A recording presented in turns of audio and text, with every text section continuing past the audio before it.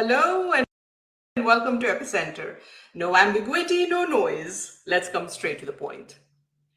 In journalistic circles, especially amongst conflict journalists, it's very common to relate a story when you were on a tough assignment in war zones and you earned yourself a safe passage by singing a Hindi film song or by faking familiarity with a film star like Amitabh Bachchan or Shah Rukh Khan, and finding fans of Hindi films in unlikeliest of places. Cinema is India's best known soft power. Indians are inherently storytellers and we love our music. We put the two together and there we have our own Indian cinema. Cinema in India has come a long way. It's more than 100 years old. Telling stories is not new to us, though. We started with what was Sanskrit theatre till about 10th century AD. Sanskrit theatre existed. After its decline came folk theatre and then Parsi theatre, of course, and from where Indian cinema especially was born. Initially, we were the cinema stories and the style was influenced by epics like Mahabharata and Ramayana, especially the narrative styles like side story, backstory, subplots. And by the time India gained its independence, we had a thriving film industry and a thriving playback music industry, because remember, our playback music industry is also entwined with our music industry. So even before independence, cinema was thriving. Remember, Amir Bai Karnataki had sung Dur Hato Hai Duniya Walo, Hindustan Hamara Hai in 1943, and it became a rallying anthem for all freedom fighters. Of course, art always exists in toughest of times, and it does so well in toughest of times that in 1943 they somehow managed to not get it banned by the British government. And by 1949, by the time we gained our independence, a young Lata Mangeshkar burst on the scene singing Aayega Aane Wala, as if waiting for India's fortunes to turn around.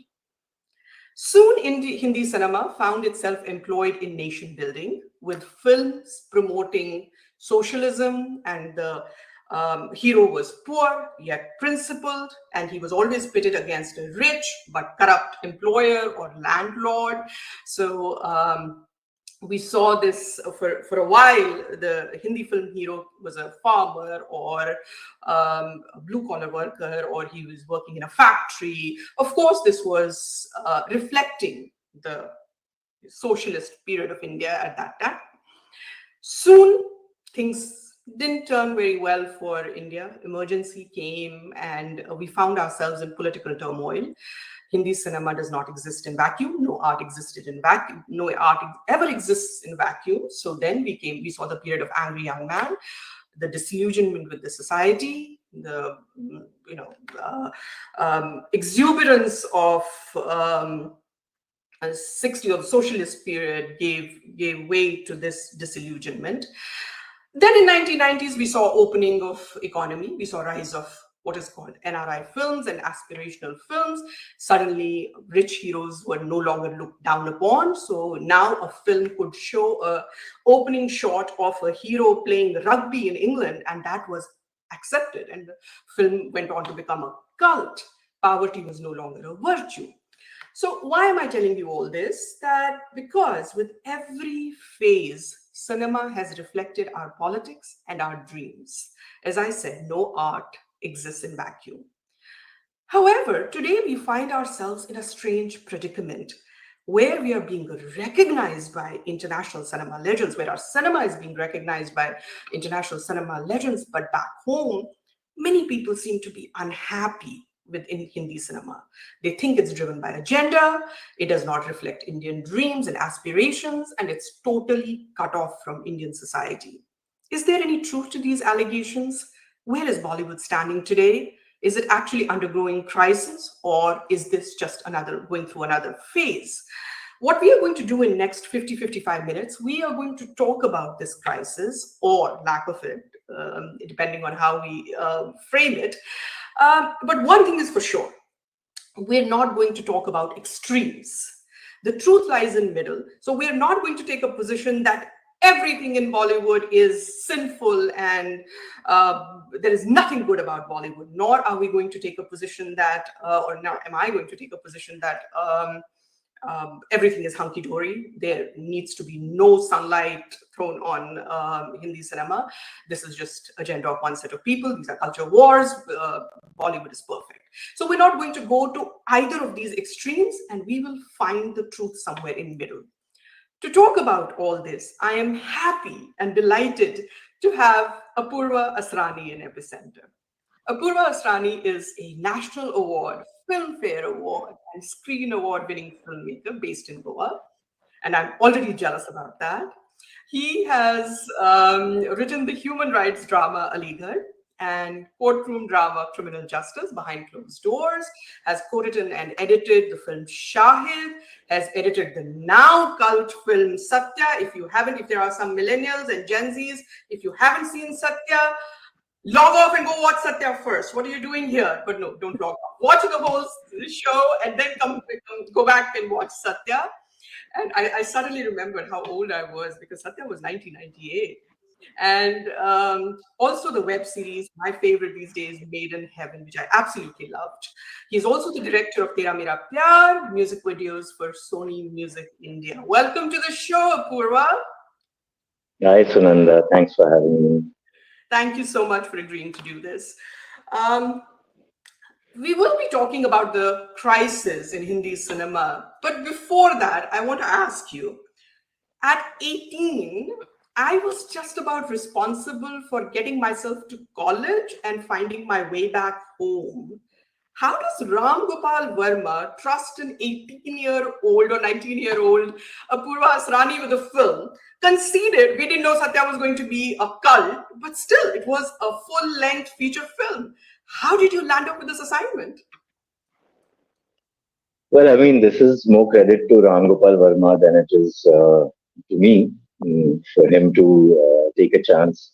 And I think he was quite known for this back in the day, to take a chance on people who didn't have a strong filmmaking background or hadn't studied cinema as such. And I think what he was looking for was this fresh perspective, which didn't come from something that was too learned or too regimented.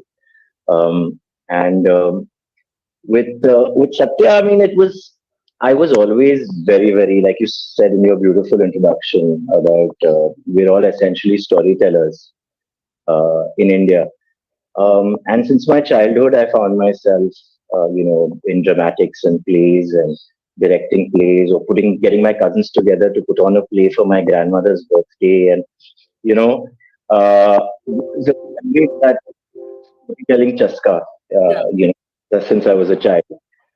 So by the time I got into college, I realized that I found college very boring. I enjoyed the elocution competitions, or I enjoyed being on stage, or in Bombay we have a really beautiful intercollegiate festival called Malhar. Where a lot of artists have come from there, and performing there, and that was my thing. So at that point in time, I put together with my team a music video making contest. This was in 1995, So we had those home video cameras. And, I mean, I didn't have one, but my uncle very nice, kindly loaned me one. So I entered the competition. I put it together so I could enter it. And went door to door to all, filmmakers and ad filmmakers, and people to say that please come and judge our competition. You know how college kids do, right? So had some really lovely people come in, like including Prahlad Kakkar, the ad filmmaker, people who were making things for a newly emerging Channel V at the time. And they came, they saw, they judged somebody got best video and I got best director. So that was, I took that around and I went to like one of the judges and I said, please give me an opportunity to assist you. So I got in. How old were you here? At this point, how old were you? I must have been 17 in 90. But So you already knew this was your life. You already knew that. yeah, my dad was an incredible. He was a film buff. Mm. He flew with an airline. He flew with Air India, and every time he came back after meeting, say, flying a Richard Attenborough or a Satyajit Ray. In fact, when he flew Ray was the when my mom was pregnant with me, and my father has watched all of Ray's cinema, and I've grown up watching it too. No And wonder. so No wonder. We the can see that. the Apurva trilogy was one of Papa's favorites, and so he spoke to Ray and regaled him and sang Amigo Chini for him and stuff, and then dropped him to his hotel because his car was late and all of that. So my name is Apurva, that comes from Apurbo, which is the Apu trilogy. Yeah. Uh, so, Yeah. so cinema has been. My parents met in a movie hall when Sholay was screened in Bangalore. The music video. Your destiny was decided even before you were born. Yeah, totally. You've seen that video, no? Tera Mera Pyar, that you just referred to with Yeah. Nimrat. And, Yeah. so that's how my parents actually met, Oh, in a cinema. yeah. So yeah, so it had been, and I had a mix of all kinds of cinema, whether it was Ray, Akira Kurosawa, Gurudutt, Ramesh Sippy, satires like Jani Vido Yaro and all of that. So from my childhood, my father had, you know, so it was the only place I could think of going, also to make him proud. Because if your kid's going to drop out of college at the age of say 18, then there has to be a good reason for that. And so I had to prove to him that. Working with these guys, with the Channel V guys on a show, I learned to edit, and I really learned what magic can be done in an editing room and how a story is actually put together and narrated there. Yeah. So I started doing promos for films. I did Khamoshi for Polygram, which is Sanjay Bansali's film. I was one of the first film as a promo producer. A few films like that. And then I got to meet Ram Gopal Verma, and I did the promos for his film Dod, and he loved it. And I worked day and night, and I was like, he has to love this because I want to work with him. Yeah. And sure enough, we really got along. He loved the style that I brought, and also the non-linear editing setup was Avid back in the day. Yes. And he just one day, I said to him, Ramuji, I want to assist you. I want to assist you. He said, no, I don't want you to assist me. I was crushed. He said, I think you should, you'll be wasted as an editor, as an assistant. I would like you to edit my film, And he was telling me about this film about the Mumbai underworld that he was planning, and that's how Satya happened. Wow. As I said, Satya continues to be a cult film, Mumbai noir, that genre that still is going on. That really came from Satya and everything. About editing, it's often said that it's like housework. If you do it well, if your house is spick and span, and when the guest comes in, they don't notice much. They think the house must always have been there. It's so beautiful and everything, but they don't see the effort that has gone into putting the house together and making it so beautiful. But if the house is not looking well, then of course everyone points out that what is this? So editing is somewhat like that. If you do your job really well, nobody notices you because it's done so seamlessly, it's done so beautifully. But therein lies a little bit of tragedy also, which is with editors and a lot of technicians, the camera persons, the thing. For an ordinary person, cinema is Shah Rukh Khan or Amitabh Bachchan. They think that he woke up one day, put the camera in front of him, wrote the dialogues, is saying all the dialogues, bought himself his clothes, put the thing. They don't. They don't think. Maybe some of them think there is a director, but most people think that there is Shah Rukh Khan and there is Kajol and there is Amitabh Bachchan and there is Rekha, and that's all there is. There is nothing more to it. As a technician, as a film technician, we all know that there is no film. First of all, film is a teamwork. No director can make a film on his own. No, and people who are involved in this know that a film is as good as its technicians. But is there a bit of Do you, is there a bit of heartache when you see that we don't get this? When people talk about Satya, they talk about Manoj Bajpayee, they talk about Shefali, they don't talk about Apurva Asrani as much, even though you won an award for it and everything. So, the thing is that I have I have never seen a technician or an editor or a writer as lesser than a Of course. star or an actor personally in here. And I completely understand how the audience may not be educated in the filmmaking process, and that's what it is. Mm. Uh, but I have always stood up and basked in the glory of the work that I have done or the beautiful films that I have been part of. And, in fact, when Satya released in 1998, um, there was, satellite TV was booming at that Mm. time. Mm. It was still, rises on the rise. Uh, and Suddenly I was being invited to shows like Movers and Shakers, which was a very popular talk Yes, show. Suman, I remember. Suman, which all the stars and everybody worth their salt was invited to, and I was doing a double take at that point in time. I was like, is this? Are you really calling me? Is it a prank?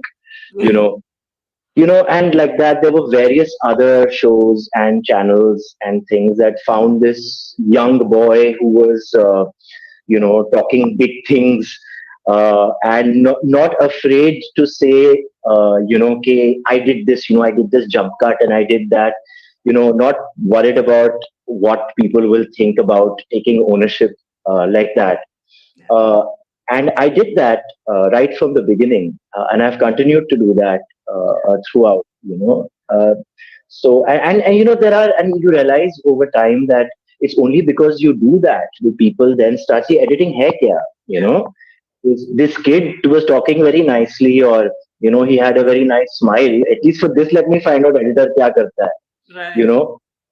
And so that's how I've always been very proud of the work I do. Of course, there is, as we said, that there is filmmaking is a teamwork, and people who understand filmmaking know that it's a teamwork. No one person can make a film. There is no one.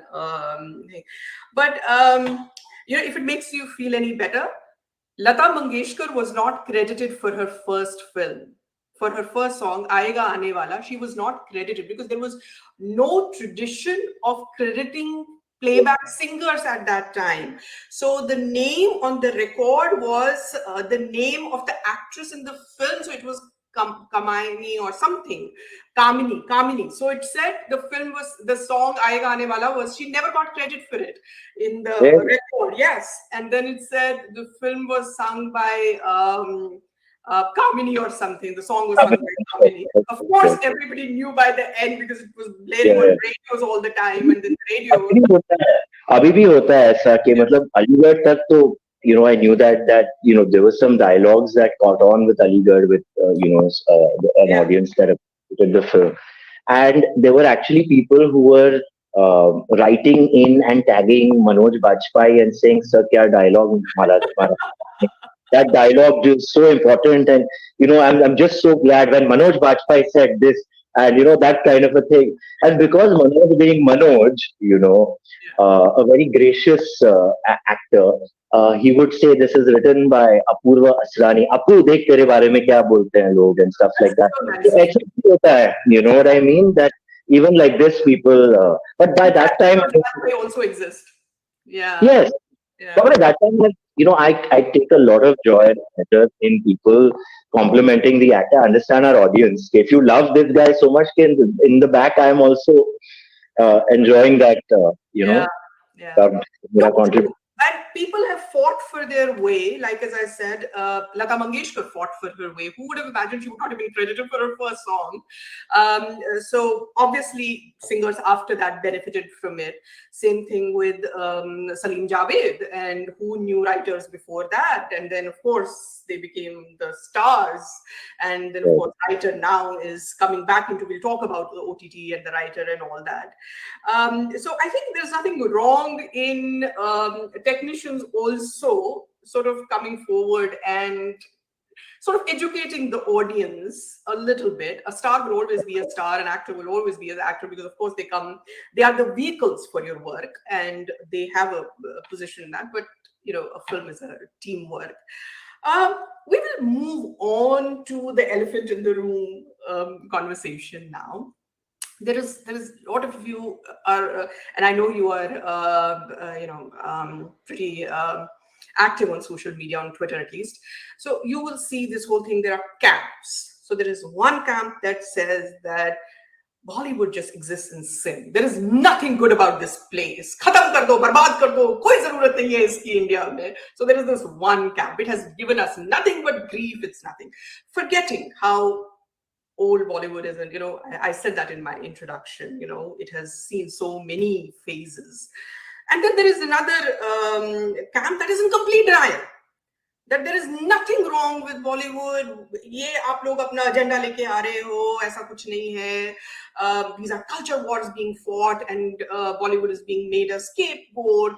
There is nothing wrong with this. So then, there are two camps, and these two camps don't talk to each other. They don't understand each other, and film buffs and film lovers like me are somewhere saying that, hey, listen, both camps need to calm down. There is truth somewhere in the middle. Yes, there is a lot of, like every other industry, film industry, Hindi film industry also has its problems. And I would like to tell my audience right now that for next hour or so, we're going to be talking only about Hindi cinema, because that's where that's what I understand the most, even though I watch a lot of cinemas in other languages. But Indian cinema is by no means Hindi cinema. There is beautiful Tamil cinema, Telugu cinema, Bangla cinema, Punjabi cinema. There's all kinds of cinema in India. But right now we are talking only about what is known as Bollywood or Hindi cinema or Mumbai film industry. So with Mumbai film industry, people are not very happy right now. You took a very strong position initially. You have not shied away from taking strong positions in the past also. Do you think this is just a phase, or do you think there is a crisis that needs to be addressed? I don't particularly think there's a crisis as such, because a lot of the conditions that plague the industry, so to say, are conditions that have existed from time immemorial, right? I don't think it is a particular set of people that have invented this, for want of a better term, crisis, or created it. Yes, there might be people who are, still, kind of propagating that kind of system. But I think that, first of all, what is Bollywood? Who owns Bollywood? Who is the president or prime minister of Bollywood? किसने ये ले रखा है कि ये मेरा बॉलीवुड है, तुम इंसाइडर हो, तुम आउटसाइडर हो? ये whose property is this? Who is drawing these boundaries? Who's drawing these things? I think these are all imaginary lines. And yes, there are people who are abusing these imaginary lines and using it to their benefit. That might be true. But I don't particularly believe that I have belonged to a Bollywood as such. I work in the Hindi film industry that has several different tones, shades, colors, that exist, right? And always, if you have a type of cinema and a type of movie star, you will also have something that is conversely, like a kind of the opposite kind of cinema and actor, right? The problem is when the A type of cinema or a type of actor that is established, right, is trying to elbow out the opposition, Hmm. right? The Hmm. polarization that we are talking about, Yeah. it's also like a healthy government or a healthy democracy, right? Right. Right. Right. You need to have, two formidable, opponents, so to speak. For there to be check and balance, Hmm. right? And for in the case of cinema and storytelling, and you need to have all kinds of stories. For the diversity of taste, simply for the diversity of taste. So today at this point in time is probably one of the first time in the history of while I have been alive, that I am seeing completely diverse kind of cinema doing well. Whether it is a Kashmir Files that has done extremely well, or it is a Pathan that has done extremely well. Both have appealed to very different audiences, right? Both have been very political in either, directly or indirectly, Yes. you know, and therefore garnered that kind of, or attracted an audience that is trying to make an argument, a political argument via popular culture, Correct. right? So Correct. that has happened very interestingly at this point in time. The thing is that the only difference is that a film like Pathan is a film that is not new. Hmm. It's formulaic, and by no means am I trying to diss the film by calling it formulaic. It takes a lot of intelligence and hard work to even to kind of work the formula right to Absolutely. have such a resounding success, you Hmm. know. But Kashmir Files is a film that would have never done well historically in India before, because that story was not a story that was being told. Those kind of stories were not being told. Yeah. And I haven't seen either of these two films, Hmm. right? Anything that's too popular and is too bombarded, I just wait for the hype to die down to watch it, usually. But I've watched, Vivek Agnihotри's previous film, Tashkent Files, Yeah. and even though it wasn't cool or kosher for me to actually praise or support that film, coming from the circles that I was working in or I work in, stuff like that, I went all out to talk about how it was such an important film, Hmm. because I'm not whether the story of what happened to Lal Bahadur Shastri is true or not true. There is a voice, that there is a huge mask that is asking that question. The Yeah. story are, Yeah. that. Hmm. So we need to have both sides of the argument. That is healthy, you Yeah. know. So So I'm that from you talk very eloquently about both sides of the argument existing, and I think they have always existed, just that in last 10 years or so we lost the way, and I will explain how. So there was a time, we know that in 1947 with IPTA and everything, the socialist cinema was being produced. It's not it's not hidden, we all know this. But at the same time, 1947 is when Rajshri Films was also born. So while you were having these socialist films and you were having these Muslim socials, which I don't know which Muslim culture this reflected, because I have a lot of Muslim friends. None of them ever call their parents Abba Huzur and Dada Huzur, and I don't know which culture this was, because it didn't reflect the current culture in Muslim families at all. It was some kind of, some Lucknowi thing that was in their heads, or may or may not have existed, or they would have liked it to exist, but it was not the current reality of Muslim families. Other than maybe Gaman or something, I haven't seen at that time a Muslim social that reflected the realities of a true Muslim family. So those Muslim socials were, whatever they were, and then there were socialist films. But at the same time, Rajshri Films was making films they were making. So and then there was, for example, I always like to say that there was Umrao Jan, there was Nikah. Nikah was already talking about triple talaq and all that, which has now been banished. So it was very brave of B.R. Chopra at that time to make a film like Nikah. So opposite camps have always existed. The people who made Umrao Jan did not say that why does Nikah exist, and people who made Nikah did not say why Umrao Jan existed. Both existed. Then, of course, we saw with the rise of Amitabh Bachchan and superstardom, Rajesh Khanna, Amitabh Bachchan, the superstardom, where films were riding only on the wave of the names of these actors. We also saw a very strong, what was in those days named parallel cinema. So then Shabana Azmi and Puri, they were stars in that world, and these two worlds did not collide. They were existing. So we have seen two worlds existing, like it happens in any in life. In India, you will see an exact opposite for every opinion that you hold. So cinema sort of reflected that. Cinema reflected that as well. It was only after, I think, after this NRI films started coming in and the decline of parallel cinema movement, although I think the new age parallel cinema, the first new age parallel cinema which tried to bridge the gaps was Satya, because it was a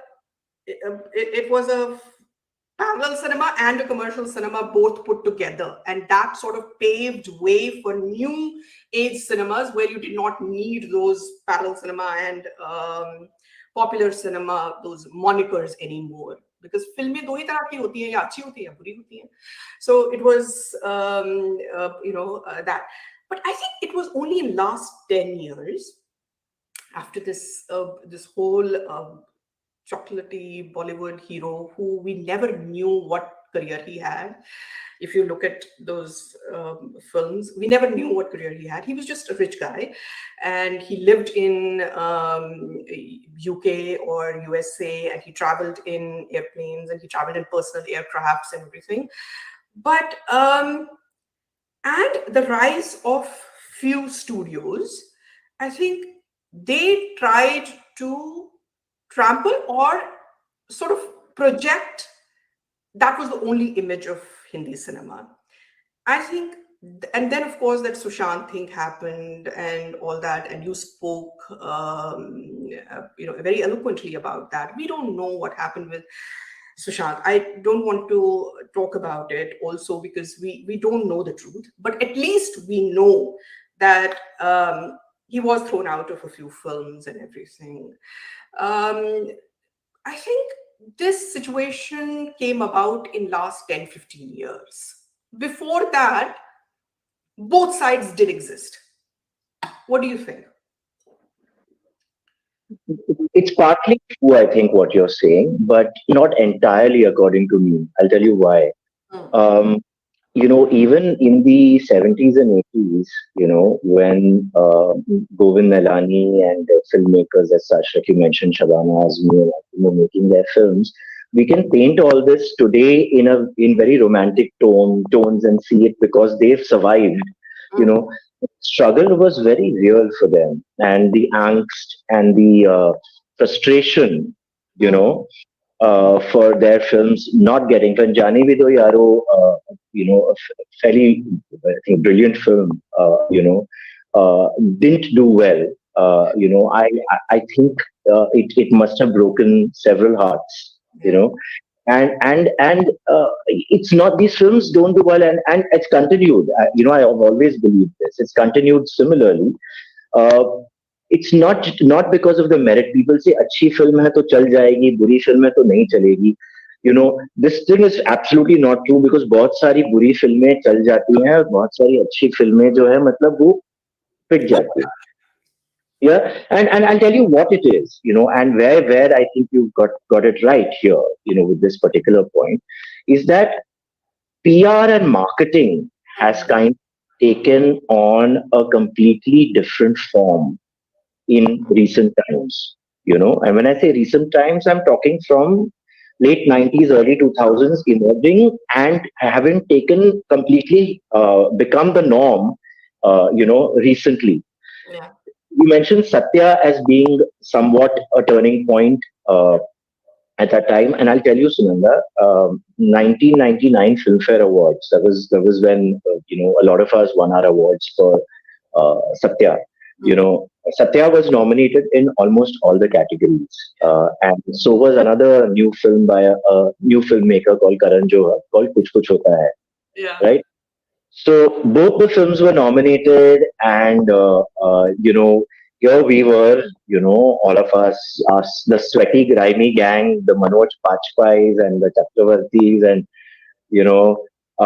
and then there were the film families and the people who really knew the industry, and all of that who were there, right from where we were sitting, right at the awards, you know, at what position we were sitting, as all being newcomers as such, to the attention that we were being given, the media attention, because they were established established film families, and already had a lot of media muscle and all of those things, to the awards that were given out, and they got all the popular awards, and we were given critics awards, many of the critics awards, so and I remember, I don't know if this is be upset with me for saying this, but Ram Gopal Verma and the very well known critic at the time of the Times of India was Khalid Mohammed.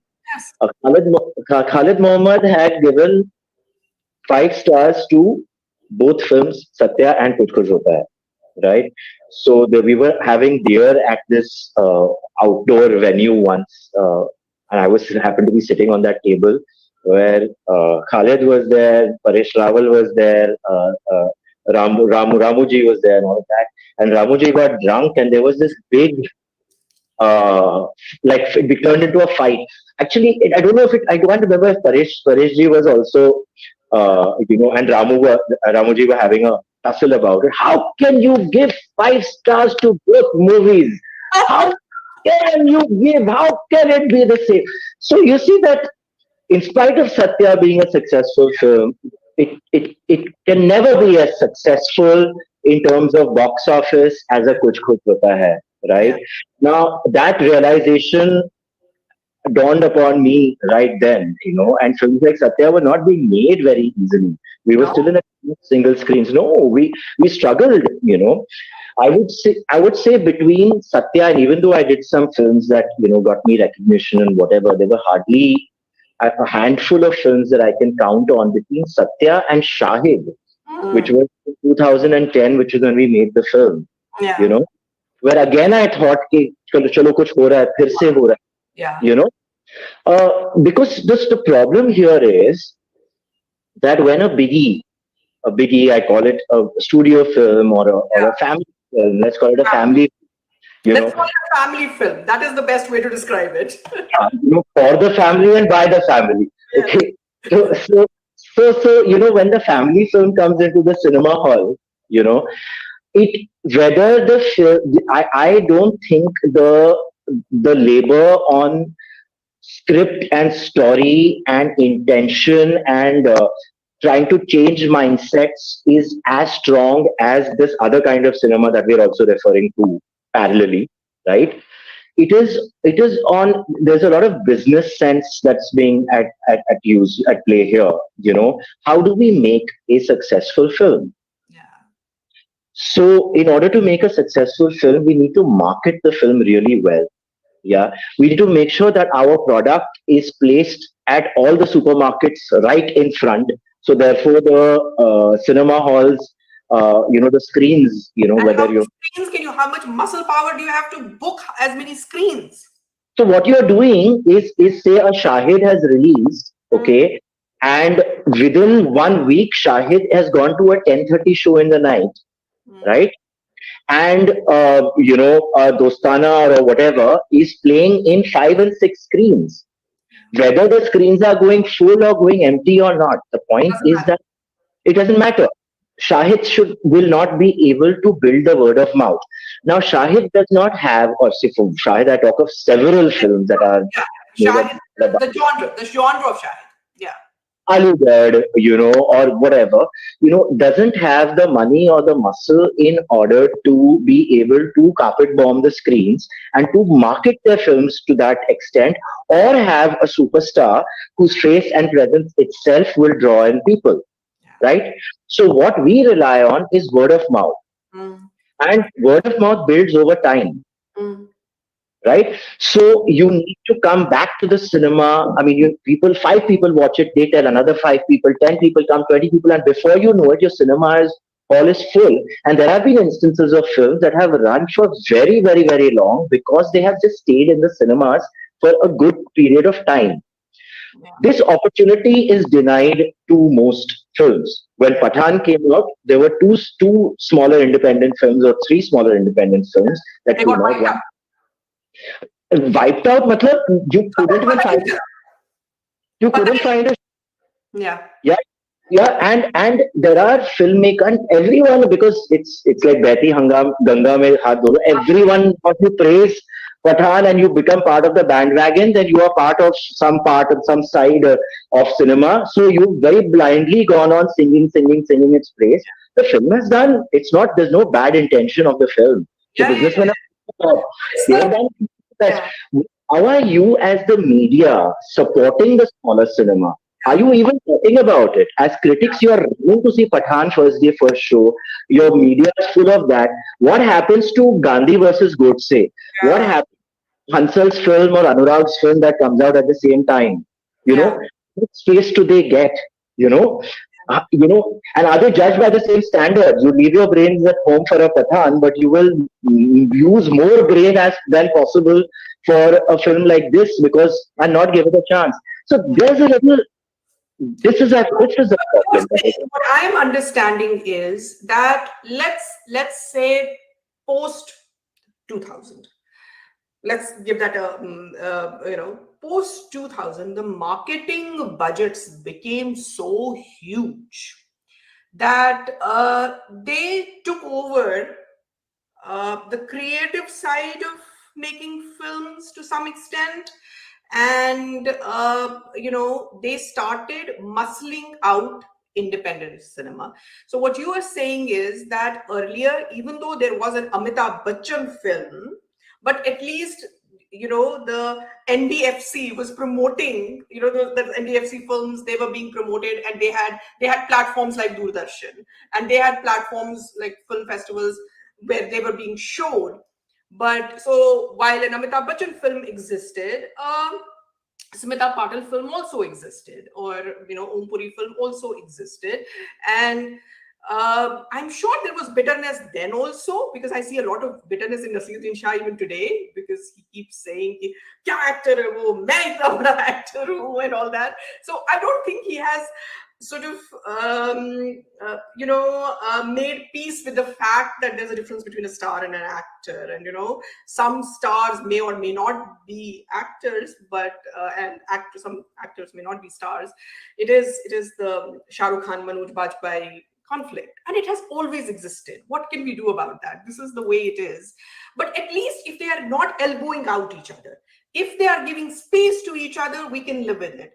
But post 2000, and let's say the rise of film families as such, they have started elbowing out the little guys. This we know, and you have really eloquently said that in now I can say that Satya is a great film and all that, and it has changed the grammar of filmmaking. But that is now. 25 years later, what about the time when film was being made then? And what about young people like you? What did it do to everybody's mindset at that point? As you say that you were given, and I call Critics Award is a fake award. I don't believe in it. It is a fake award. So in the sense that, why are you doing this? There should be one award. I mean, what is this Critics Award? So, Sunanda, I would be lying if I said that I didn't enjoy the success of Satya. The fact that in that landscape that a film like this had managed to do that well, Yeah, even, it yeah. cannot be a kuch hota hai, right? Okay. But it was still a film that was hailed, a film that ran successfully in certain states and certain territories very successfully, and it started gaining cult status, over time. Um, yeah, I mean, I know there are a lot of people who would have not appreciated the Critics Award and would have wanted, Yeah. the popular award and stuff like that. But it didn't happen, and it's almost like the people that even recognized this film and Hmm. gave it the position they gave it were fighting against the system in order to do it. Yeah. You see, There is that is the another thing. side to it also, Apurva. There is another side to it. People who made Kuch Kuch Hota Hai benefited a lot from those awards and that recognition and that whatever it was. A lot of people from Satya or similar, and we're using Satya as a test case, I mean, as a case study, but there are other films also. If they don't get recognized, then people who are involved with the film, they don't get as much work either. You know, Right, they right. don't, they are not, that is the sad part about this, because when you have made a film and it has not been recognized, it has not been, the media has not done its job, and it has not been, the critics have not done their job, and it has not been recognized for what it is. We are not talking about box office किसी के हाथ में नहीं है, चलो वो छोड़ दिया, but at least critics अपना काम करें, at least media अपना काम करे. So what happens is when these films are elbowed out, the people who are associated with this film, then they don't get the work that they deserve. Because Yes. you only, in films and in every other artist, you're only as good as your last film, right? People forget. So don't It's you? I think the media has a huge part to play in the situation that we are in right Yeah. now. And actually, to be honest, in the situation I still maintain that we have always been in, as you correctly pointed out about Nasir Bhai and the frustration that you've seen. Honestly, there's so many of that vintage, who I see a lot of anger within them, say someone like Sudhir Mishra, for example, and there are several filmmakers, like even Mahesh Bhatt, the kind of films he used to make and the kind of films he went on to make. It's like a rebellion to say that, you don't deserve, this is how I see it, you don't deserve the sensitivity of storytelling, and now I'll play to the galleries kind of a thing that he did. So the thing is that it has been like this, just somewhere there is we want to be, when I say we, I talk about people in the media, a lot of people, upcoming people, a lot of commentators, Yeah. want to be associated with the successful people. I Mm, know a lot of journalists who are friends of mine, who only write, positive stories about film stars. mm, Will be very careful not to be too overtly critical of their films. Why? Because if you are, then tomorrow, if you need to do an interview or get a quote from that actor, you or won't get. from, you won't get it, you will be out. Yeah. Nobody, your publication will say, "Arey, you can't get me this," you will be out. So basically, that's the extent of the PR work that is happening. The truth that you're getting is a very manufactured truth, and it's a very limited kind of truth. Everyone wants to belong. Yeah.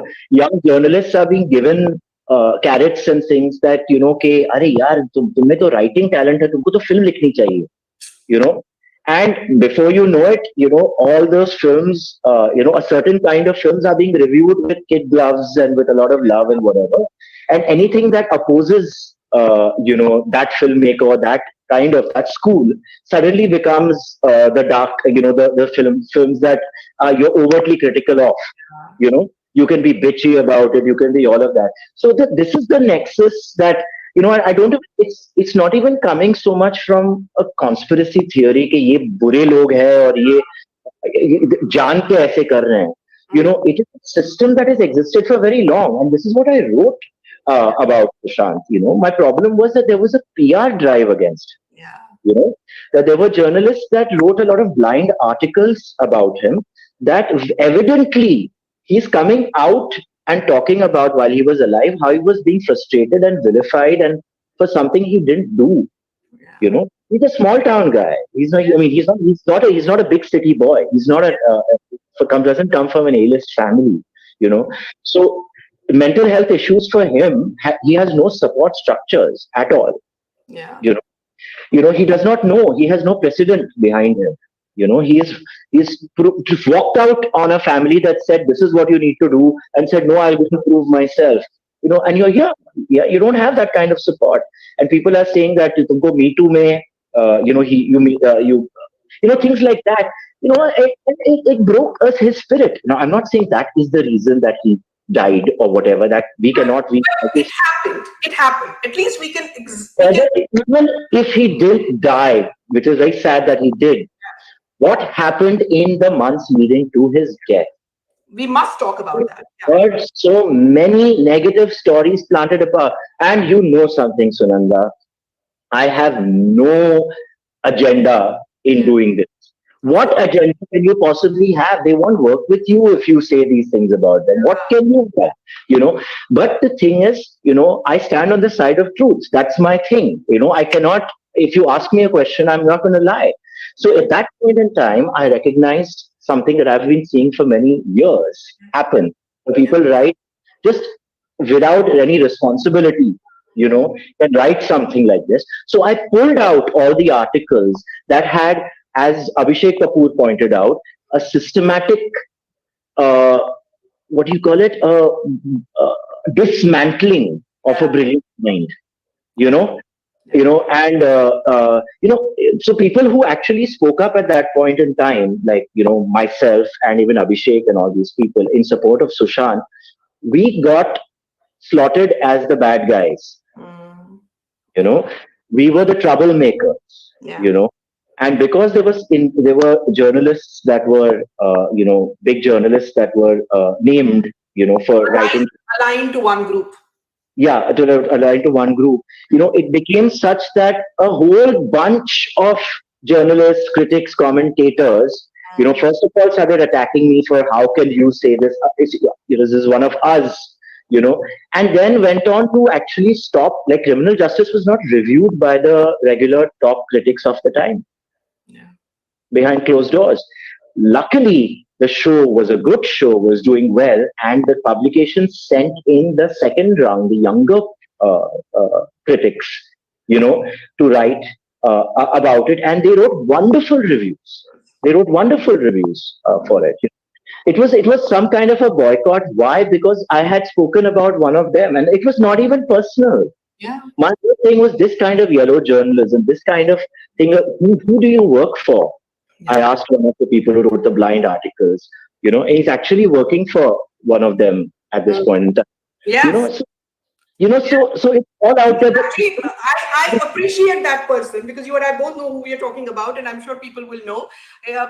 I'm sure he removed all facade, and I'm glad he removed all facade, and he actually joined the people. That is good. Fair enough, But it had to be called. Pretend karo aap journalist ho fir. Yeah.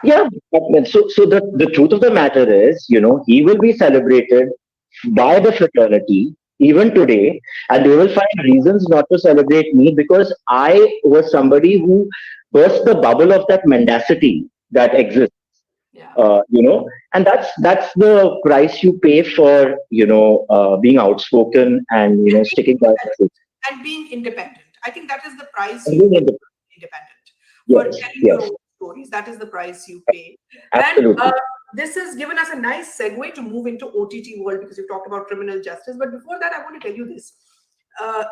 Since I write about Kashmiri Pandit cause a lot, and that's been my my life really. And I remember, because I think there was so much arrogance that had come in last 15-20 years, Apurva, because I remember a filmmaker, and I'm saying this, you are not saying this, I am naming him, you are not naming him, so let all blame come to me.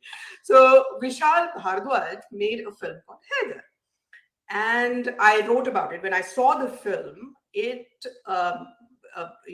was a beautiful film, maybe in style and narration and everything, but filmmaking, but it did not talk about the real Kashmir at all. I thought it glorified terrorists. I thought it glorified terrorism. And that was my view. I wrote about it in DNA, and people who want to know, they can Google it. And the article went viral at that time. And I said, what is wrong with Vishal Bhardwaj's thing?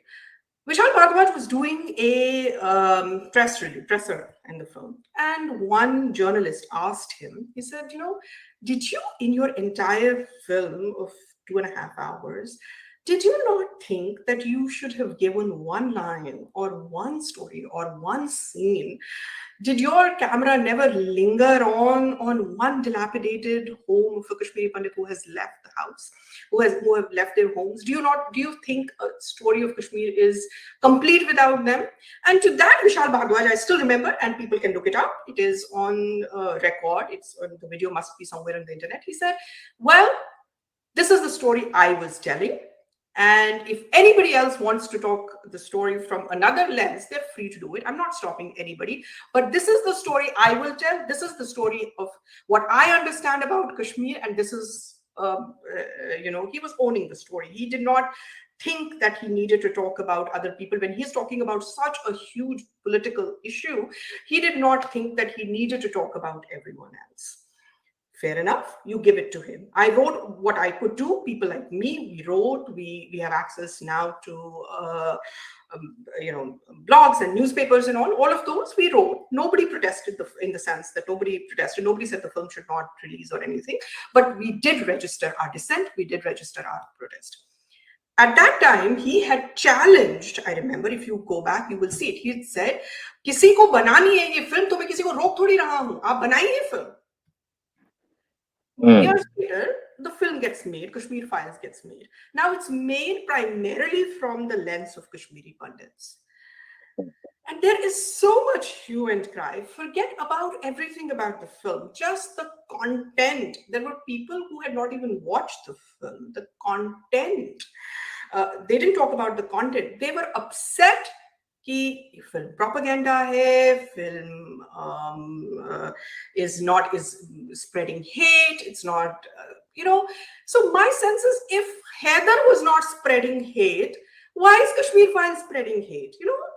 This narrative thing. Heather or Kashmir Files ko dono ko exist karne do. By the way, Heather went on to win national awards, 4 or 5 national awards. By this government was already in power, by the way. This dispensation was already in power, and Heather went on to win awards.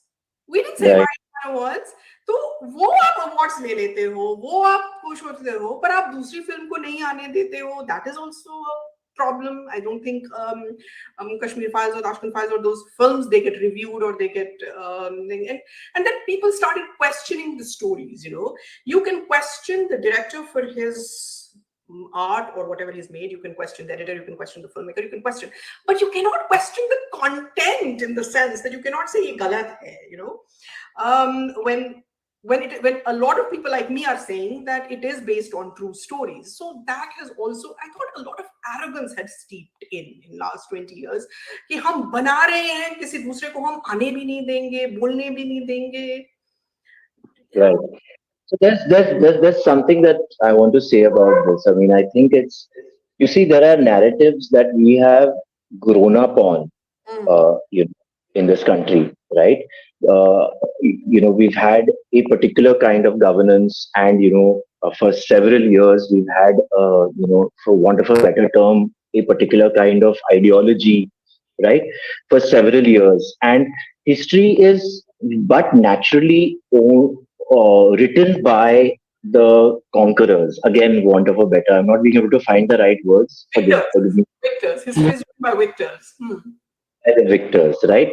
So I don't see that particularly as a problem. I just see it as something that's a byproduct of how you play the game and how you rule. Actually supposed to serve, but we rule. So that's the difference here. I also have grown up with certain kind of narratives, and for so long, when you are told by your media, by your commentators, that this is the truth, this is the truth, this is the truth, and the parallel stories, or the stories that were not meant to be told were hidden, kept, suppressed. There are several suppressed stories. So another government that comes into power, another ruler that comes into power will obviously write history from his lens or her lens, Mm. right? That's exactly what is also happening now. So all the stories right from pre-independence onwards that were buried, which is why I cited the Tashkent files and whatever, are being made, can be told today, Yeah. right? So when there is change, Hmm. right, Sunanda, most people are extremely uncomfortable, especially the ones that are successful. Of course. Because you've worked really hard and built a certain kind of a thing, and अब ये change हो रहा है, अब ये question हो रहा है, you know. So I admire Vishal Bharadwaj's work, right? And I also thought Heather touched me in many ways, but I see your point, and you're perfectly justified in questioning the politics of Heather or the intention, not the intention, or the facts. Yeah, the politics of it. Yeah. Absolutely. You have every right to, and that's what films do. That's why films, when they're out there, a public discourse can begin, right? In 2008 or something, Karan Johar had made this film called Dostana, Yeah. right? And I saw the film and I was appalled at the way homosexual people were represented in the film, Yeah. right? I didn't mind some fun and games, and the fact that a society like ours is not familiar with this in popular culture, so you want to play around a little bit with it, fine. But your final message has to be one that is compassionate towards gay people who are anyway a marginalized community, Yeah. right? So when I saw that film, and I saw right till the end that they were buffoons who were embarrassed and felt humiliation for the possibility of them being gay even in their play acting. As you got upset with Vishal Bharadwaj, I got very upset with Karan Johar, and I I went got on. very upset with that film too because I was very offended by that line, Dulha Sara Godi Chad Gaya, and the mother is crying. It just Yeah, it yeah, was yeah. poor. Yeah. Basically, Maada Ladla bigad gaya, and If you all of look at if you look at the lyrics of that word, that song, I think they're that. homophobic. Yeah, it was. So what happened was I was very angry, and I wrote these open letters, and I wrote Facebook posts and this and that and whatever. And it became like a little bit of an issue, at that point in time. Publications carried my story and whatever. And even I got answers like, यार तुमको बनानी है तो तुम बनाओ ना, Uh, ये हमारा टेक है, हम बना रहे हैं, तुम बनाओ. you know so only time when I actually was able to forgive these filmmakers, as an LGBTQ person myself, was when I got the opportunity to write Aligarh. yeah. When I got the opportunity to write Aligarh, and the filmmaker gave me all the freedom and had all the sensitivity, to understand what I am trying to say and how it comes from my heart, and he actually nurtured my process, Yeah. I was able to put on screen a character, we were able to put on screen a character that was dignified, that was educated, who loved Lata Mangeshkar. Yeah, he did not look like the caricature. Yeah. He wasn't a caricature, Aligarh is my favorite film. I cry every time I watch Aligarh. Yeah. That's beautiful. Thank you. So, when one was able to put this out, yes, it did not get the bums on seats like Dostana got, okay, but it was able to start a public discourse. Yeah. It went on and on to festivals all around the country, around the world. It was screened in the British Parliament. It was cited, the story of Professor Cyrus was cited in the Supreme Court judgment, amending 377. So for me, this is a massively successful film. When people say, "Ah, yeah, box office में क्या तुमने क्या किया है, तुम्हारी film तुम बनाते क्यों?" Boss, there are many other ways to gauge a film's success, and I'm for that. So फिर वो अंदर की that anger of mine, it kind of, I calmed down after that. You know, I was able to forgive the makers of that, to say that you were probably ignorant at that point in time, because you were going with what was the general, your trend, right? That's what mainstream cinema does. It does not rock the boat. It goes with kya chalta hai.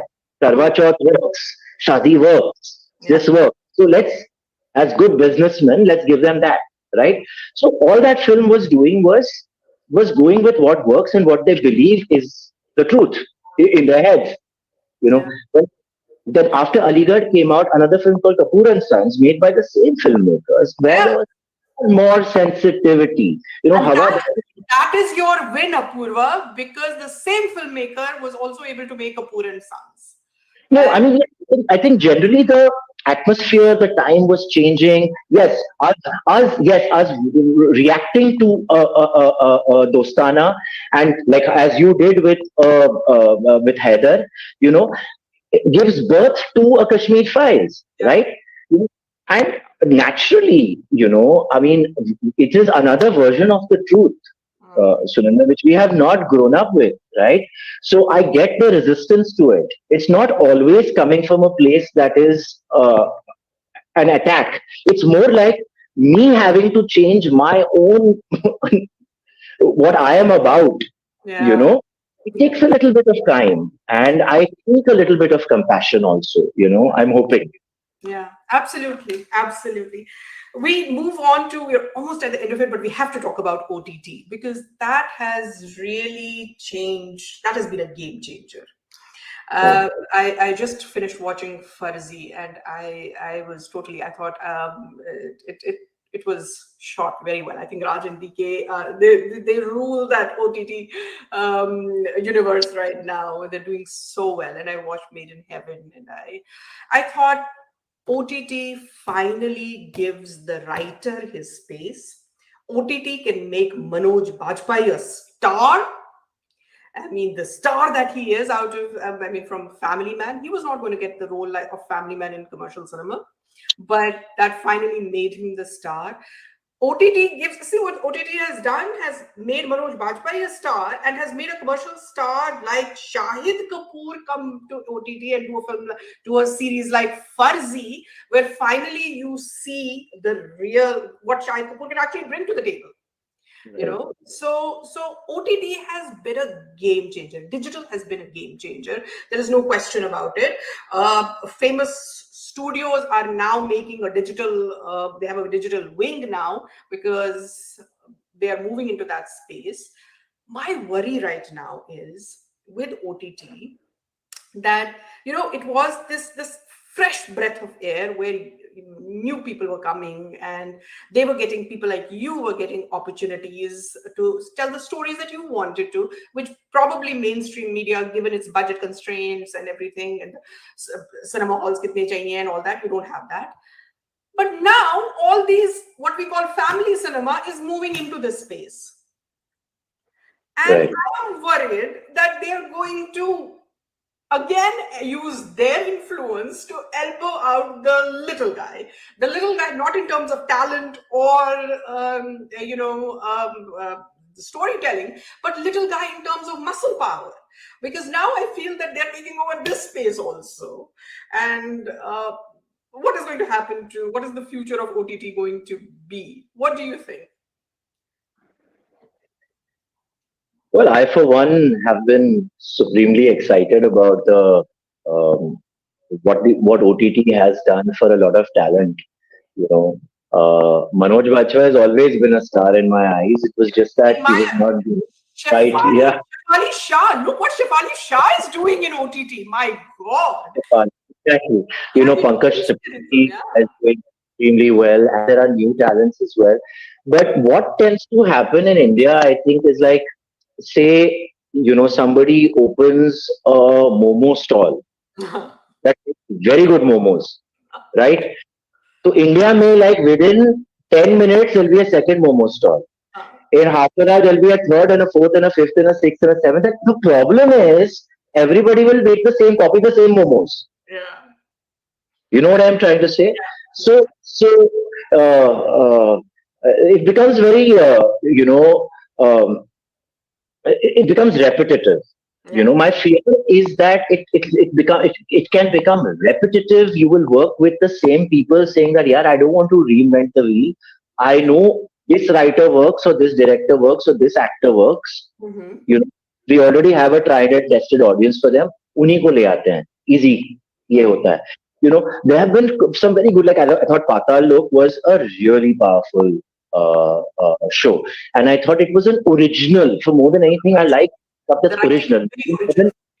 Made in Heaven is original. The reason why these are appreciated. Family Man is original. But अगर आप गिनोगे ना तो आपको original बहुत कम मिलेंगे. बहुत सारे remakes हैं, बहुत सारे adaptations हैं. We are mostly doing that kind of stuff. So the risk taking, is once you start getting successful, you probably stop taking risks, Yeah. and you go with the stuff that is already tried and tested and is working. Yeah. So my fear is this, that the originality will die down. And for original content to be created, you really need to empower writers. Yeah. When I say empower them, I must tell you, they've started paying writers much better. They credit writers much better. They show you a lot of respect, when they bring you in and all of that. But the real respect and the real good treatment of writers is where you let them have ownership of the story. Yeah. When you have so many people who are all storytellers, who all have, मैं ये भी add करूंगा, वो भी add करूंगा, आप भी add करिए, हम भी ऐड करते हैं, क्योंकि देखो ये चला था, ये चला था, ये चला था. Who owns it? Yeah. If we do a full circle and we come back to the beginning of this conversation, is who owns Bollywood, Yeah. right? Here I use it conversely, and I say, who owns the story? Who has ownership of the story? Where is the author? Where is that director who has the ownership? Where is that writer who has the ownership? Yeah. And unless you start doing that, investing in such people, there is going to be a lot of mediocrity, like happened with television also after a great boom. Remember? Television was a great. Television was then in 70s was what OTT was now. It was giving talent, it was giving space to new people who would not get space in cinema. I mean, Ramesh Sippy made Bunyad, and Ashok Kumar was in Hum Log. Those kind of things used to happen, and then there was Ramayana boom, Mahabharata boom, and all that. But then look what happened to television. It moved so much into mediocrity, and then I hope OTT can sort of save itself from that path, or we will have another platform. That is the way it always is. There's a lot of space. There's a lot of space here, and there's space for a lot of players. And I think that the more, like, different kinds of players start taking this seriously, I think things will get better. Yeah. We'll continue to stay better. Fingers crossed. Fingers crossed. I just have time for 2 questions. I mean, we can keep talking about. I can talk endlessly, and I'm sure at some point Apurva will say, "Let me go." But we also have to be cognizant of our audience time. I will only take 2 questions. I have a lot of questions, but I'll take 2 at least. These are the topics that we were not able to cover. And this one question says, do you think the COVID pandemic played a role in changing the taste in films, giving the exposure to diverse genres and formats available in OTT platforms? Is storytelling slowly overtaking star cast importance? I think we touched a little bit upon that, but did COVID change cinema? I think COVID definitely changed storytelling and that landscape.